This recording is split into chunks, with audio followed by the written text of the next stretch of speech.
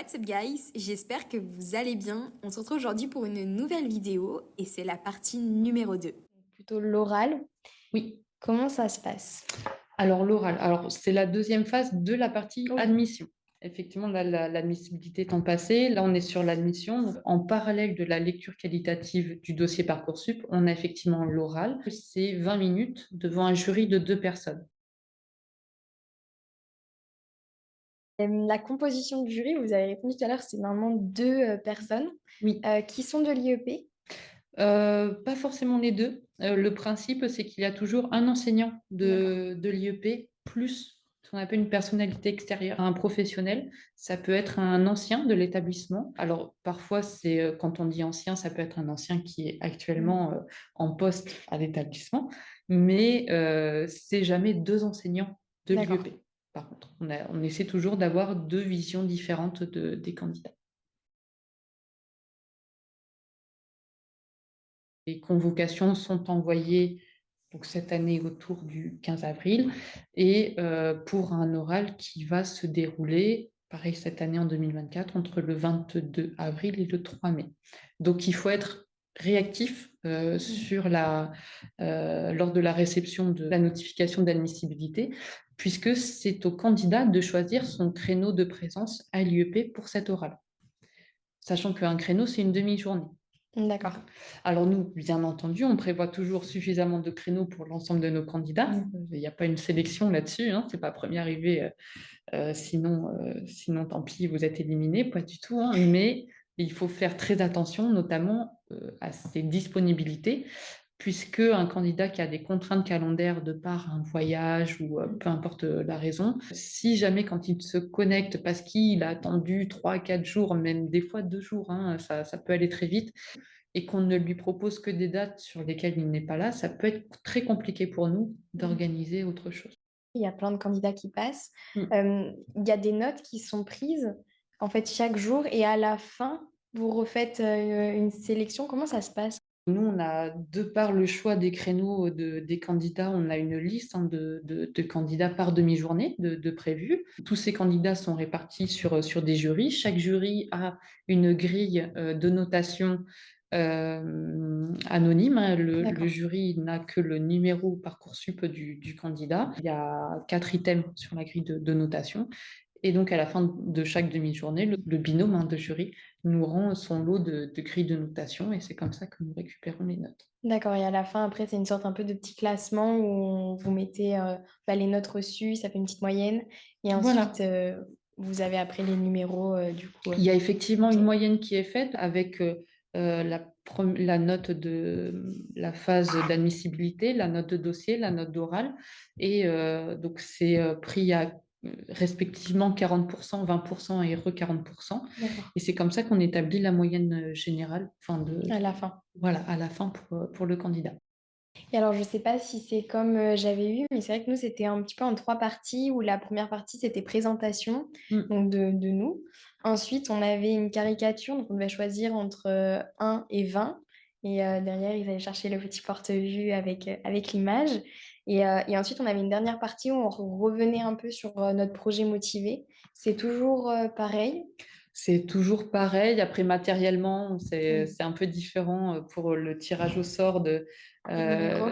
voilà, ce n'est plus l'énoncé d'un chiffre. Parce qu'on avait tendance à sentir que les candidats donnaient un peu toujours les mêmes chiffres. D'accord. Donc maintenant, le candidat pioche un numéro dans un petit pochon et ce numéro donc, est attribué à un numéro de page dans le corpus d'images que nous avons. À savoir que ces images, donc ce n'est pas toujours une caricature, hein, mais c'est vraiment un document iconographique de presse. Donc ça D'accord. peut être effectivement une caricature, ça peut être une photo, un dessin.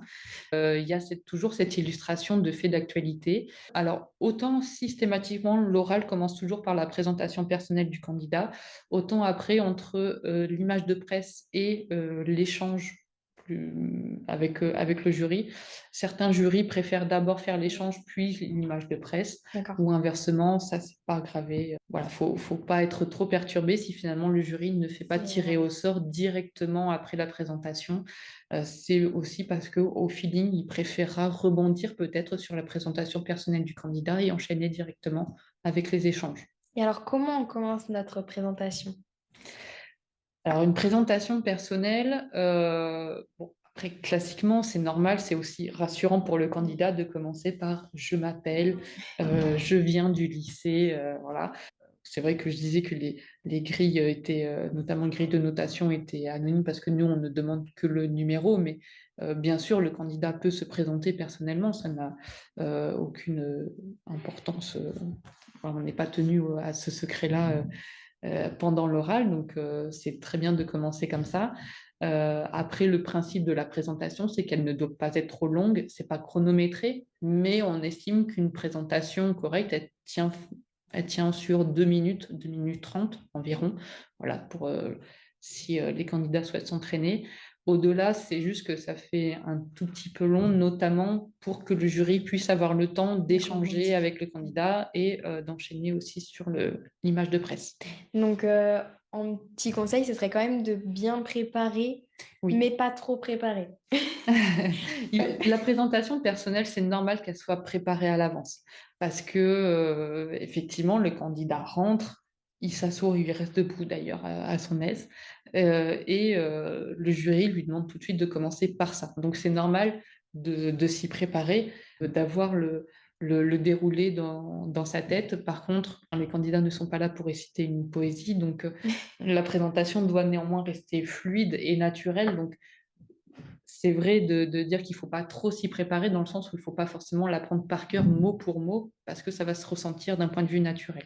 Finalement, c'est d'avoir vos grands points et en fait de ne pas être perturbé aussi parce que le jour même, avec le stress, potentiellement, à un moment donné, ça va déraper ou alors vous allez avoir un de vos grands points où vous allez l'oublier.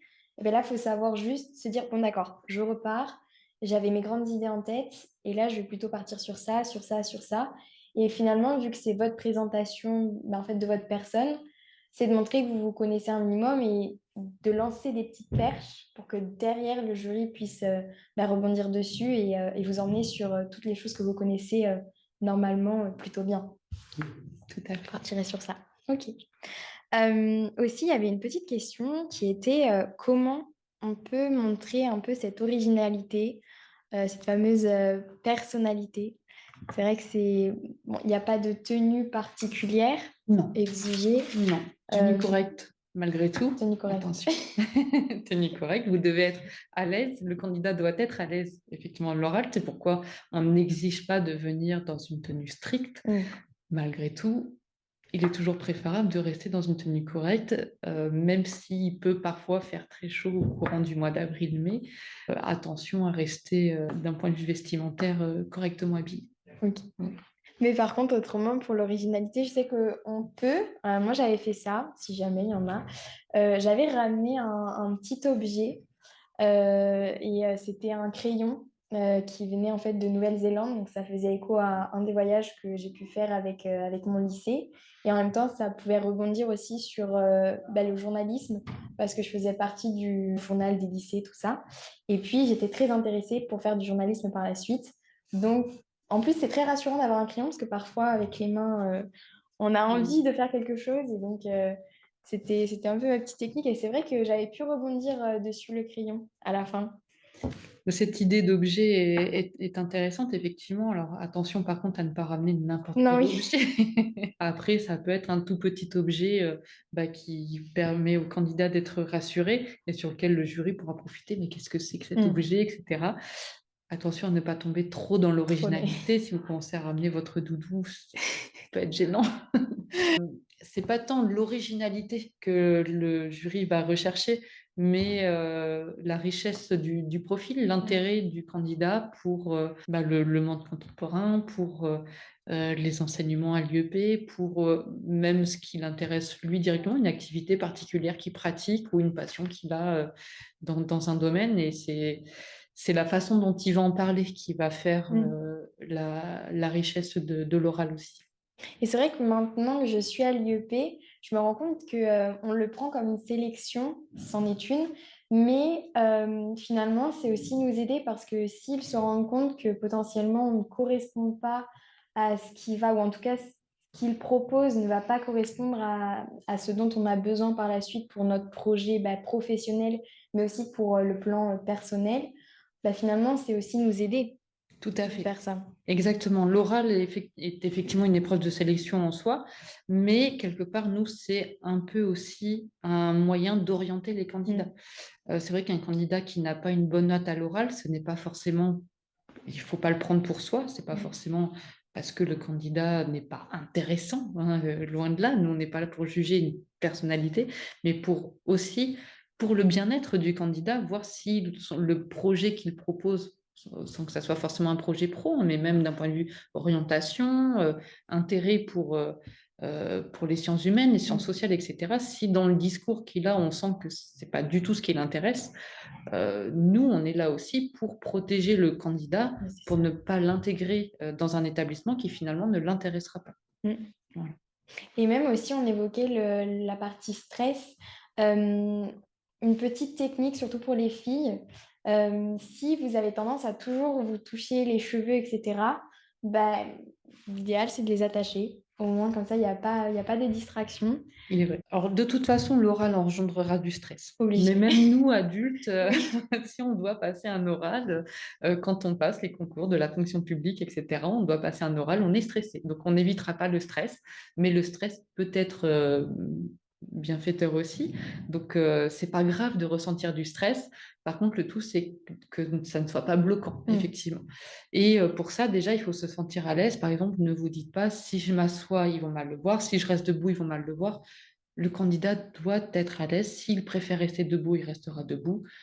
S'il est mieux assis, il restera assis. Après, sans forcément que ça devienne focalisant, mais c'est vrai qu'il faut essayer d'éviter, mais ça c'est le stress aussi qui Oui. engendre ça, la répétition Des petits mots. des petits mots. C'est vrai que les du coup à toute Donc, phrase et donc voilà. et voilà.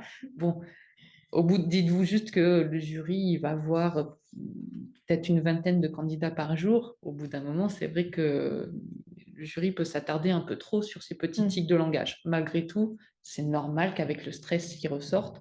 Donc, c'est pour ça que l'entraînement, même ne Oui. serait-ce que mental à l'oral, c'est important. Il faut, euh, il faut être en capacité d'anticiper des questions, un échange avec le jury. Donc, normalement, c'est un échange qui se fait sur euh, voilà, des activités pratiquées par le candidat, ou en tout cas ce qu'il a indiqué dans sa rubrique activité centre d'intérêt ou salade de motivation, et qu'on ne l'a pas évoqué, mais ce sont deux documents que le jury aura devant les yeux pendant D'accord. l'oral. Le jury a toujours devant les yeux la rubrique activité centre d'intérêt et la lettre de motivation du candidat, ce qui permet aussi de rebondir, bien sûr, sur ces fameux centres d'intérêt. Par contre, il faut malgré tout être préparé à certaines questions qui peuvent être un peu surprenantes. Mm. Le jury, il est aussi là pour évaluer les capacités d'argumentation. Il n'y a pas de mauvaise réponse quand le jury pose une question à un candidat. Le tout, c'est que le jury veut juste savoir comment le candidat Réagir. réagit Mm. à ce type de questions, parfois un peu déroutantes. Des fois, ça peut un peu perturber les candidats. On peut se dire, mais pourquoi il m'a demandé ça? Je ne comprends pas. Où est-ce qu'on veut en venir? Il faut juste prendre 2 secondes mentalement. Si le candidat sent que là, le jury attend un avis, il faut donner son avis. On dit, il n'y a pas de mauvaise ou bonne réponse.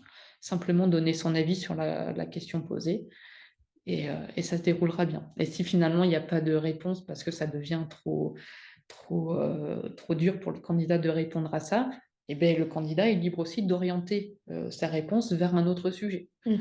Je n'ai pas la réponse à ça, mais par contre, en lien, je sais que... et puis, on part sur un autre sujet.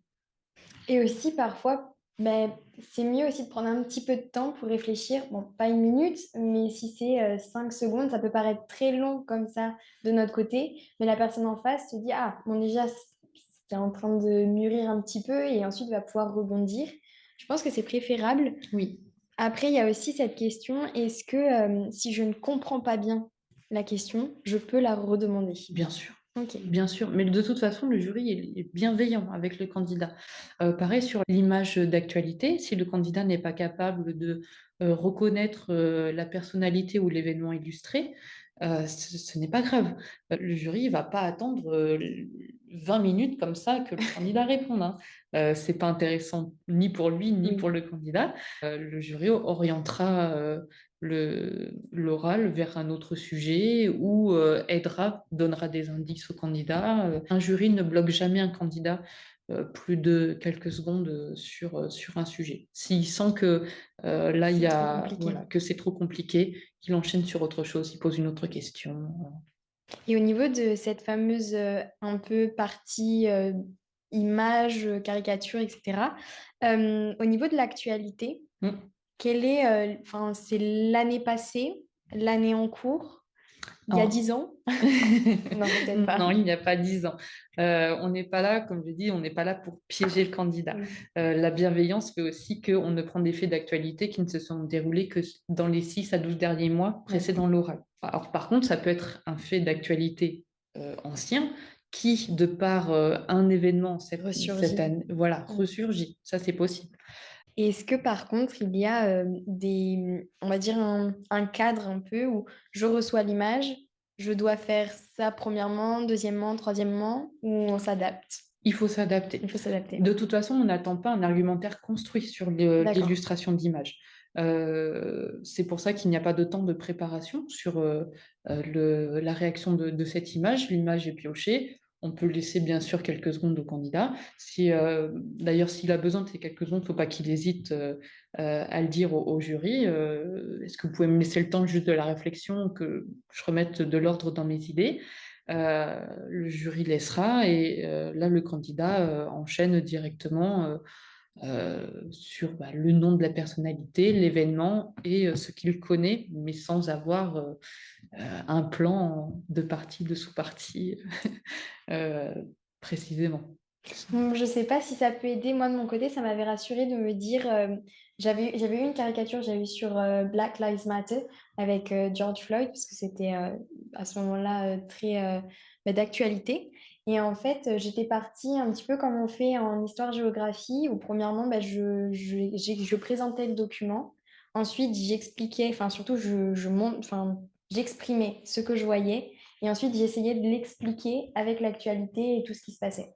Je ne sais pas si C'est ça une bonne peut. façon de faire. C'est une bonne façon d'analyser le document en gardant le fait d'avoir une structure d'analyse d'une image. C'est aussi rassurant pour Mm, le candidat. Ça évite de partir dans tous les sens. oui, Ah oui, mais au fait, et au fait, et au fait. Effectivement, de se structurer à l'avance et de s'habituer à structurer sa réflexion, quelle que soit l'image qui sera piochée. donc finalement, quand vous voyez des caricatures, que ça soit bah, en lisant les articles de presse, il y en a souvent dans les journaux, bah, finalement, c'est de s'entraîner, je pense, le Tout plus à fait. important. Tout à fait. Mais en plus, sur cette partie-là, pour le coup, le candidat peut s'entraîner tout seul, pas facilement, mais enfin, en Oui. tout cas, c'est une partie, suffit effectivement, de piocher quelques images dans des journaux, d'en faire un pêle-mêle soi-même, et puis d'en tirer au sort de temps en temps, et de voir si on pourra réagir à cette image, même tout seul ou en groupe. Si les candidats sont en groupe, ça c'est encore mieux. Ça, ils s'évaluent les uns les autres. Oui, complètement. L'entraide. Après. Est-ce qu'il y a aussi il y a des questions qui reviennent tout le temps? Pendant l'oral, je ne pense pas. Je n'ai pas demandé à chaque jury de Oui. faire un pot commun, voir si ils posaient tous systématiquement la même question. Mais en tout cas, la procédure d'admission ne prévoit pas une question systématique à l'oral. Donc, après, il peut y avoir des questions récurrentes. Qu'est-ce que vous attendez de l'IEP? Est-ce Mm. que vous avez un projet professionnel? Ça, c'est des questions classiques qui peuvent revenir assez souvent et auxquelles il faut aussi se préparer. Moi, celle qui m'a le plus marquée, on va dire, et je pense qu'elle revient régulièrement en tout cas, c'est est-ce que vous avez un dernier mot de la fin ou quelque chose à ajouter pour finir l'oral ou l'entretien? Ne dites pas non, ça va, merci. Je pense qu'il faut vraiment dire quelque chose. Et là, en conseil, ça va être soit potentiellement pendant l'entretien, soit la personne s'est présentée au départ et ça vous a un peu marqué, vous avez envie d'en savoir plus. Ou alors ça peut être aussi, une discussion qui est apparue et à un moment donné, vous avez senti que vous manquiez un peu d'informations et là, vous pouvez demander conseil sur, soit, un livre à lire ou quelque chose comme ça. Et ça montre que vous êtes curieux et que par la suite, vous voulez aussi, progresser ou même, rajouter une information qui vous semble très importante au niveau de vos activités, extrascolaires ou alors, un point qui pour vous, vous caractérise et qui n'a pas été évoqué, durant l'entretien. Ou même une question sur l'IEP de manière, générale, je pense. Oui, oui, oui, ça montre effectivement l'intérêt pour l'établissement et c'est toujours valorisant. Eh bien, pour ma part, ce n'est pas moi qui vais avoir le dernier mot de la fin, mais c'est Vincent Tibéri qui a un petit mot à vous dire. Alors, Surtout, on prend en compte que leurs origines sociales, leurs origines géographiques nous amènent à les juger différemment. Et puis on sait qu'un oral, c'est souvent biaisé, notamment en termes de genre, c'est souvent biaisé en termes sociaux. On sait qu'il y a des gens qui sont plus ou moins à l'aise dans cet exercice-là. Et donc le but du jeu, c'est de faire en sorte, certes, de ne pas exclure ceux qui sont super bons, hein, parce qu'après tout, ils sont bons, mais c'est de faire en sorte, notamment en étant bienveillant, en étant attentif, que les gens qui se sentent moins à l'aise à l'oral puissent quand même s'exprimer. et quant à moi, je vais vous épargner la disquette du abonnez-vous, commentez, likez, partagez, même si je vous avoue, ça me ferait grave plaisir. Allez, à la semaine prochaine!